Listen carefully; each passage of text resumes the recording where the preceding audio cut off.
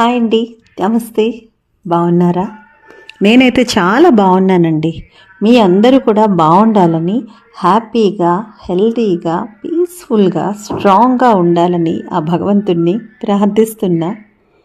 మీకు విషయం తెలుసా? విలువైన వారిని కోల్పోవడం కన్నా బాధాకరం ఏంటో మీకు తెలుసా? నిన్ను నువ్వే కోల్పోవడం. ఒకరికి విలువ ఇవ్వడానికి మనల్ని మనం కోల్పోవడమే అత్యంత బాధాకరం కాదంటారా? చెప్పండి. మీ మీద మీకు రెస్పెక్ట్ లేకపోతే, మీ మీద మీకు ఆ కాన్ఫిడెన్స్ అనేది లేకపోతే ఇతరులు కూడా మిమ్మల్ని బలహీనంగా చూస్తారు. మీరు కాన్ఫిడెంట్గా, స్ట్రాంగ్గా ఉంటే ఎదుటి వ్యక్తులు మీకు రెస్పెక్ట్ ఇస్తారు.